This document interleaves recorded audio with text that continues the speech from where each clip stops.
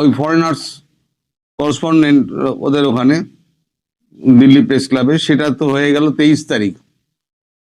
আজকে হলো 25, দুদিন কেটে গেছে, কিন্তু বিতর্ক থামছে না। বাংলাদেশে এই নিয়ে প্রচুর বিতর্ক হচ্ছে, কেন ভারত এইটাকে অ্যালাউ করলো। যদিও সরকারিভাবে এখনো পর্যন্ত বাংলাদেশ সেগুলো কিছু বলেনি, মানে ভারতবর্ষের কাছে কোনো প্রতিবাদ পত্র এসব পাঠায়নি। পাঠালে পরে কি জবাব পাবে সম্ভবত সেটা আন্দাজ করেই তারা পাঠায়নি। এখন তবু আমাদের একটা সেফ খেলে দিয়েছে আমাদের কেন্দ্র সরকার।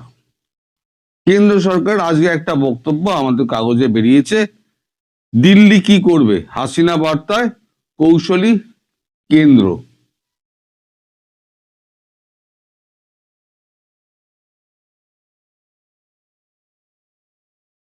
আমি খবরটা একটু পড়ি। বিএনপি চেয়ারম্যান তারেক রহমান এখনো পর্যন্ত হাসিনা বা তার আওয়ামী লীগের নিয়ে কোনো কটু মন্তব্য করেননি দেশে ফেরার পর। এমনকি তার ভারতে আশ্রয় দেওয়া নিয়েও খোঁচা দেননি তিনি।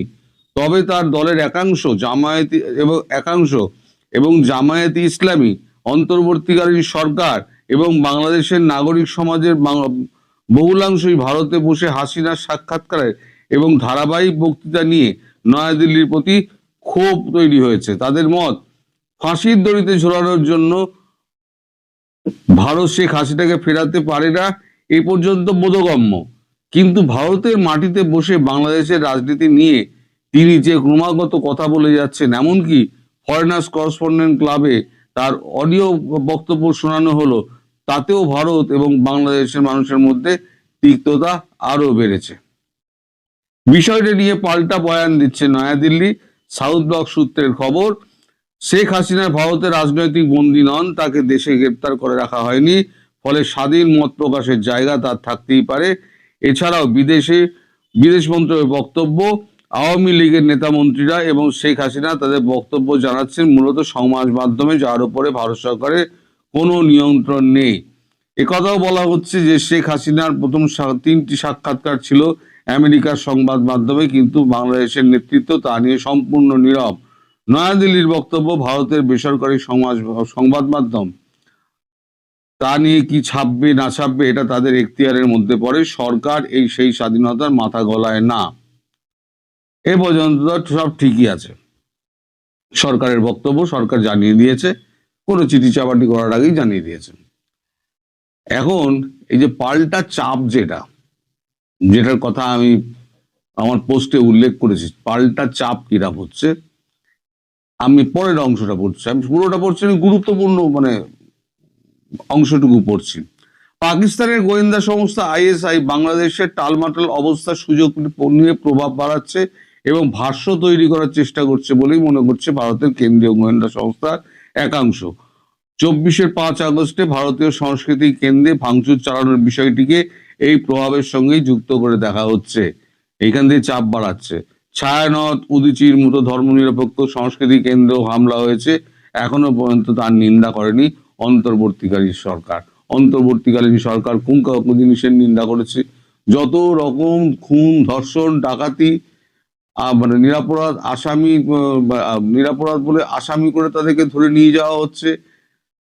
গতকাল পরশুদিন তো একটা অদ্ভুত ঘটনা ঘটে, এত নির্মম ঘটনা যে আওয়ামী লীগ করতে বলে মানুষটাকে ধরে নিয়ে গিয়েছে, তার 9 মাসের শিশু সন্তান, তাকে না মানে দারিদ্রের সঙ্গে যুঝতে না পেরে তার 9 মাসের সন্তানকে গলা টিপে বা জলে চুবিয়ে হত্যা করে মা গলায় দড়ি দিয়েছে। এর থেকে শোচনীয় এবং দুর্ভাগ্যজনক অবস্থা কি বাংলাদেশে হতে পারে?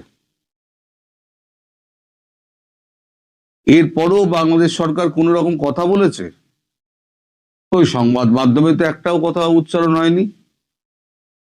ইউনূসের মুখ দিয়ে, ইউনূসের সহচরদের মুখ দিয়ে তো একটা কথাও বেরোয় না। শেখ হাসিনা কিছু বললেই একেবারে চরবর চরবর করে উঠতে পারে, মানে ভারত বিরোধী। আমেরিকায় করলে কোনো অসুবিধে নেই, ইংল্যান্ডে করলে কোনো অসুবিধে নেই, ভারতে করলে অসুবিধে আছে। ভারতে করলে কি কি অসুবিধা আছে? তাহলে পরে পাকিস্তান তবু আমাদের চেনা শত্রু, যে হ্যাঁ এই শত্রু আমাদের শত্রু, সে আমাদের সঙ্গে শত্রুতা করবে, চীনা শত্রু। আর এই শত্রু তো শত্রুর মতো ব্যবহার করে, অথচ ভিক্ষাপাত্র নিয়ে ঘুরে বেড়ায়, আমাকে চাল দাও, ডাল ডাল দাও, আমাকে চিনি দাও, তেল দাও, আমাকে কাঁচামরিচ দাও, আমাকে পেঁয়াজ দাও, আমাকে এই ডিজেল সরবরাহ করো, পেট্রোল সরবরাহ করো। এরা ভিখারি, অথচ প্রতিবাদী। বাংলাদেশ ছাড়া দেখা যায় না। একটা ন্যাক্কারজনক দেশ, যার কোন রকম মানে কি বলবো আপনাকে, যে লজ্জা শরম বলতে যা আছে, সেই লজ্জা শরম কিচ্ছু নেই। এরা সব বেচে দিয়ে এসছে, মোহাম্মদ ইউনূস সব বেচে দিয়ে এসছে। এই যত পাপ মোহাম্মদ ইউনূস করে বেড়াচ্ছেন না, সেই পাপের বোঝা কিন্তু তার একদিন ভারী হচ্ছে, এত আস্তে আস্তে ভারী হচ্ছে। ওপারে কি হবে সে তো আমরা দেখতে পাবো না, কিন্তু এপারে যেটা হবে কিন্তু আপনারা দেখে যাবেন যে মোহাম্মদ ইউনূসের শেষটা খুব করুণ হবে, খুবই করুণ হবে। আমি কিন্তু বরাবর এই কথাটা বলে যাই, আপনারা মিলিয়ে নেবেন শেষ পর্যন্ত মোহাম্মদ ইউনূসের কি হয়। উনি এখন হয়তো গদির ওপরে বসে আছেন, উনি কোনো কিছু টের পাচ্ছেন না, কোনো কিছু পাত্তা দিচ্ছেন না। এই যে এত নৃশংস সমস্ত ঘটনাগুলো ঘটে যাচ্ছে, তার মনে বিন্দুমাত্র একটু নাড়াচাড়া দেয় না। মানবিকতা খুইয়ে ফেলেছেন, ক্ষমতার এতই লোভ, আওয়ামী লীগের ওপরে এতই রাগ।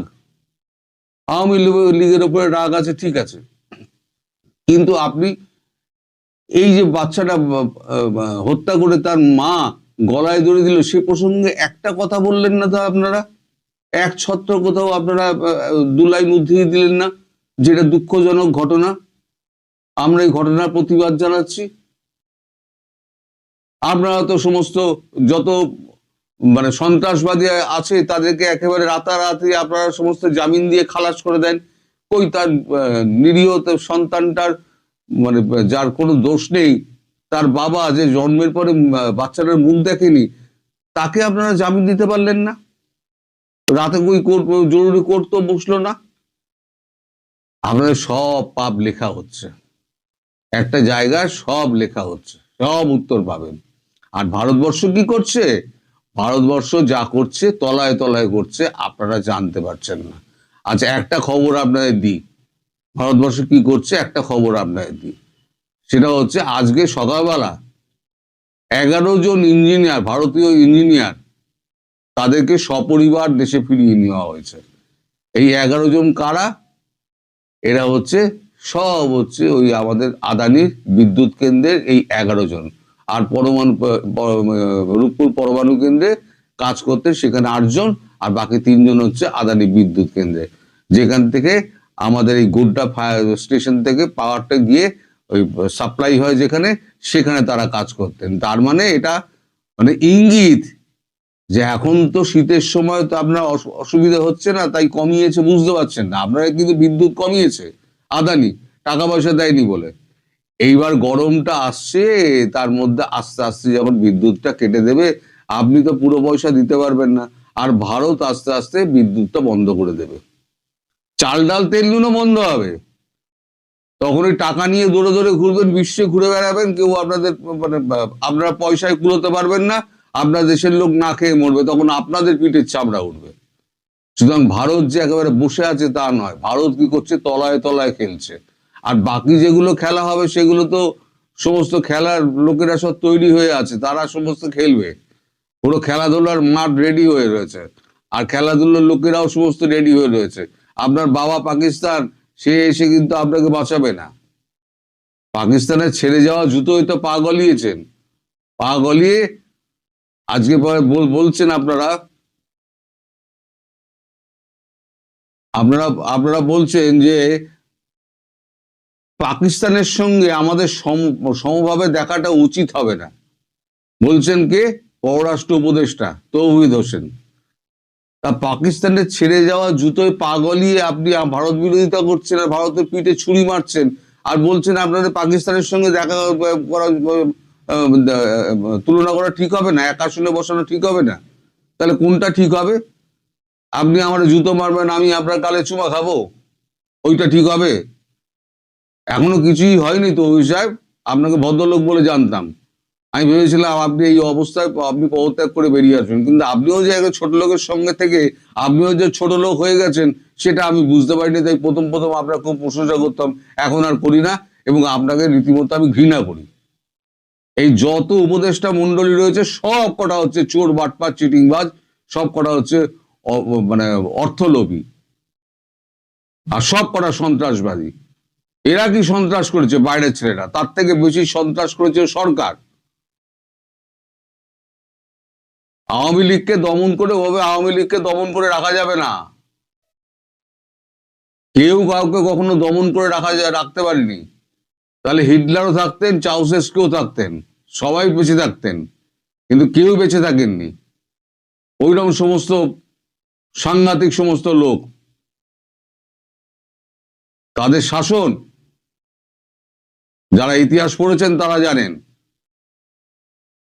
গদ্দাফির কি অবস্থা হয়েছিল, লিবিয়ার গদ্দাফির মানুষ পিটিয়ে মেরে ফেলে দিয়েছিল, ড্রেনের মধ্যে থেকে টেনে বার করেছিল।